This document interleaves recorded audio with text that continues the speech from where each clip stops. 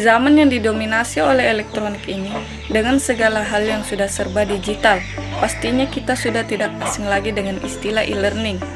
E-learning atau electronic learning merupakan sebuah metode pembelajaran dengan memanfaatkan alat-alat elektronik secara jaringan atau online. E-learning memungkinkan proses mengajar dan belajar dapat dilakukan oleh siapapun, kapanpun, dan dimanapun, layaknya prinsip kegiatan online lainnya.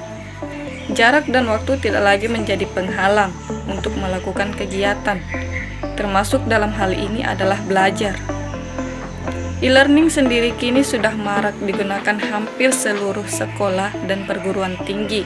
Selain karena berubahnya zaman menjadi serba digital, situasi belakangan ini, di mana adanya pandemi COVID-19 yang terjadi di seluruh dunia, menuntut kita untuk melakukan segala hal secara online.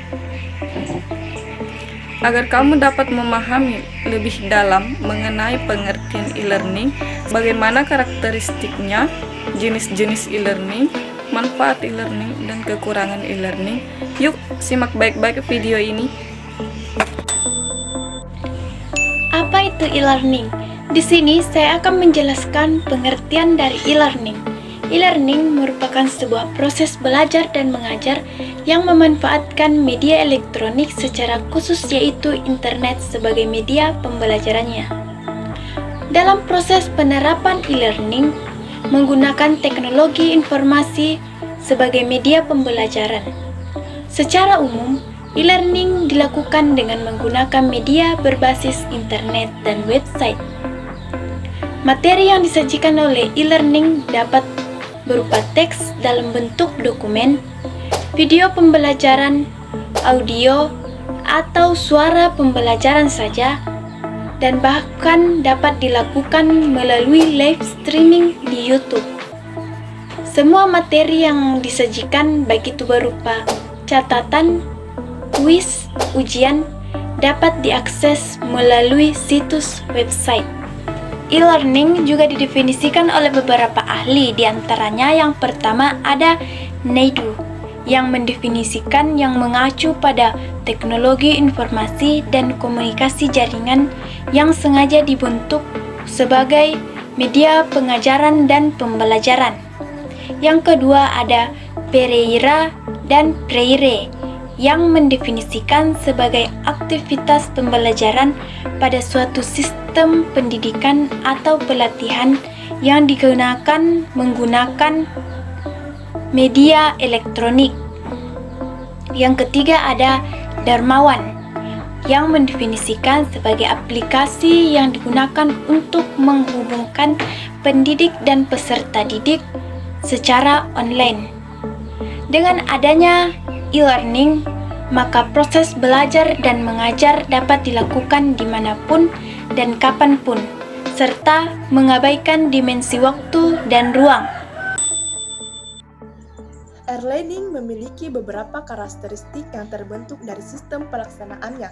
Karakteristik yang pertama, ketika kita merujuk pada bahasa secara harfiah atau segi epistemologi dari e-learning sendiri, yang berarti pembelajaran secara online atau elektronik, maka dapat dikatakan karakteristik e-learning adalah memanfaatkan media digital dan jasa teknologi elektronik. Karakteristik e-learning yang kedua dilihat dari materi pembelajarannya. Materi pembelajaran pada e-learning biasanya berupa materi belajar dalam bentuk digital yang bersifat mandiri. Lalu, materi belajar tersebut disimpan dalam bentuk sistem komputasi. Ini berarti materi pembelajaran ini dapat diakses oleh para peserta atau pendidik kapan saja dan di mana saja.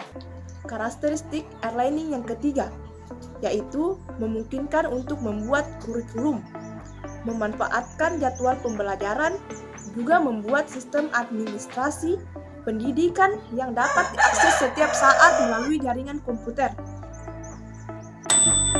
Jenis-jenis e-learning.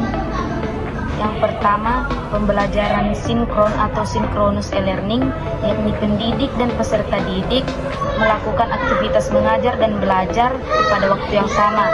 Contohnya yaitu melalui percakapan online, video konferensi atau video real time. Yang kedua, pembelajaran asinkron atau asynchronous e-learning, yang mana pendidik dan peserta didik melakukan aktivitas mengajar dan belajar pada waktu yang berbeda.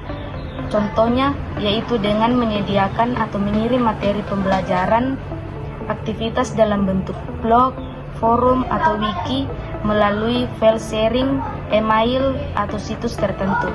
Terima kasih. E-learning memiliki beberapa manfaat atau kelebihan. Manfaat pertama yaitu menghemat biaya. Proses pembelajaran e-learning dapat dilakukan dimanapun dan kapanpun. Maka itu pembelajaran melalui e-learning dinilai sangat efisien dalam segi biaya, karena tenaga pendidik maupun peserta didik tidak perlu membayar sejumlah biaya yang biasa dikeluarkan pada pendidikan konvensional, seperti biaya transportasi, biaya makan, membeli buku, dan lain sebagainya. Biaya yang harus dikeluarkan untuk kebutuhan e-learning hanya gawai atau gadget yang mumpuni dan biaya internet. Manfaat yang kedua yaitu waktu belajar fleksibel dan dapat diatur sendiri. E-learning menjadi salah satu solusi bagi peserta didik yang kerap kali menghadapi kesulitan menentukan waktu belajar yang paling tepat. Ditambah harus memilah dan memilih materi yang harus mereka pelajari. Tidak membutuhkan keharusan untuk on time layaknya kelas biasa. Kita dapat mengatur waktu sendiri dan mengakses situs website e-learning sesuai dengan waktu belajar efektif bagi kita. Terlebih lagi, e-learning memberikan kemudahan dalam hal akses, di mana pendidik atau peserta didik bisa melakukan interaksi secara intens. Juga memungkinkan peserta didik untuk mengulang materi saat mereka belum memahami materi tersebut dengan baik.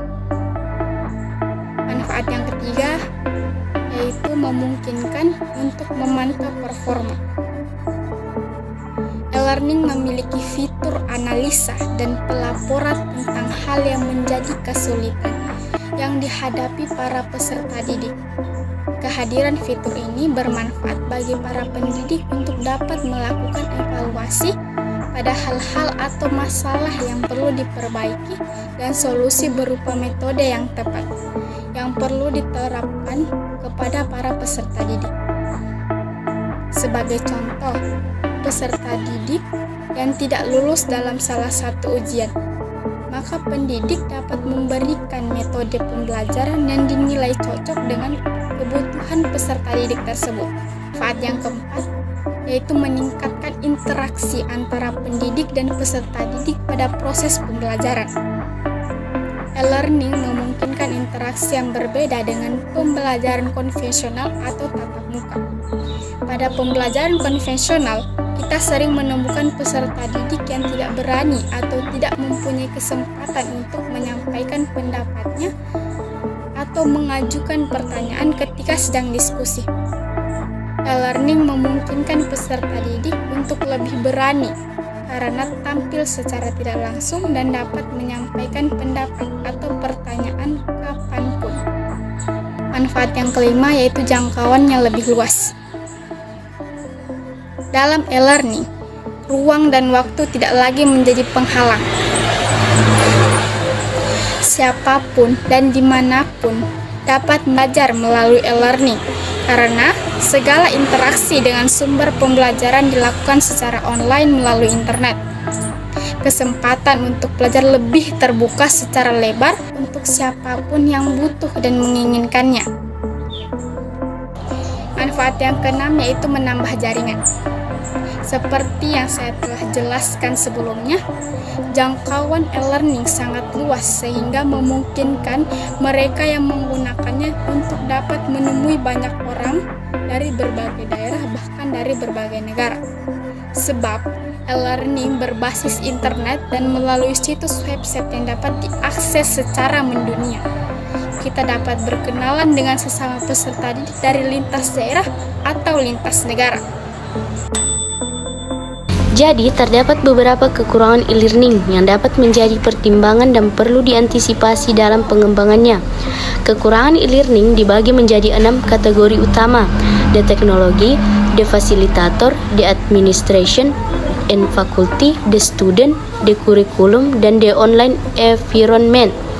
Beberapa faktor menjadi kelemahan dari e-learning sendiri adalah teknologi, siswa, fasilitator, dan kurikulum yang tidak siap untuk mengadopsi sistem e-learning.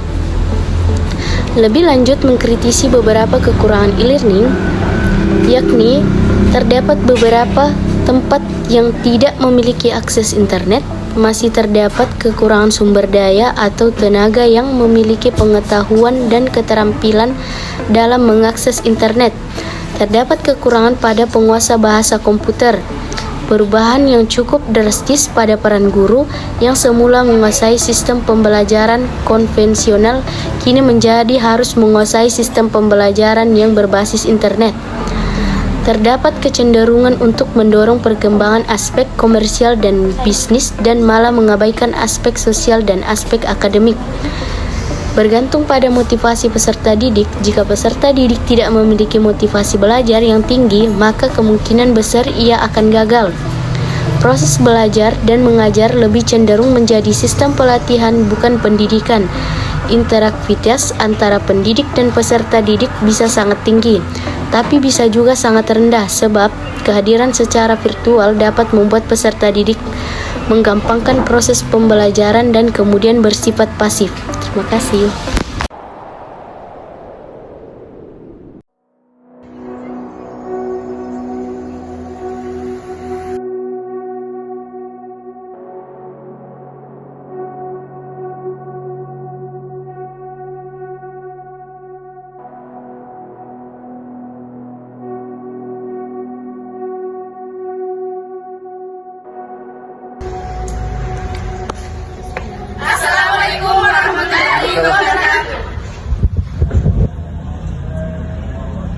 Kami, mahasiswa Universitas Cokro Aminoto Palopo, Fakultas Teknik Komputer, jurusan Informatika, Angkatan 2023.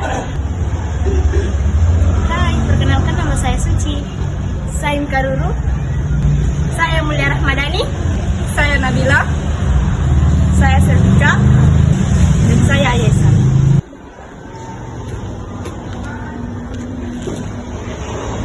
Teknik Komputer adalah salah satu jurusan terbaik yang ada di Universitas Cokro Aminoto Palopo dan telah terakreditasi B.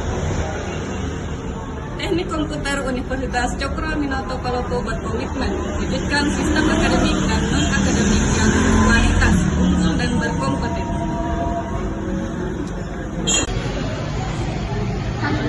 Mau tahu seperti apa lingkup yang ada di jurusan kami? Oke, mau.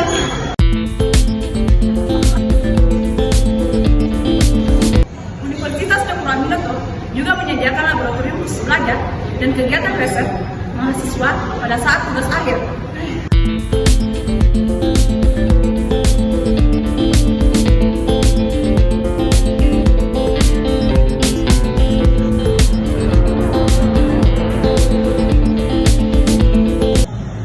Di Fakultas Teknik Komputer memiliki 5 konsentrasi jurusan, diantaranya Sistem Informasi Geografis, Website, Multimedia, Rekayasa Perangkat Lunak, dan Jaringan. Cokro Aminoto menyediakan ruang kelas yang nyaman dan cukup memadai dalam melakukan proses belajar mengajar. Jika teman-teman ingin mengetahui lebih banyak tentang pengetahuan komputer, Ayo bergabung bersama kami di Fakultas Teknik Komputer.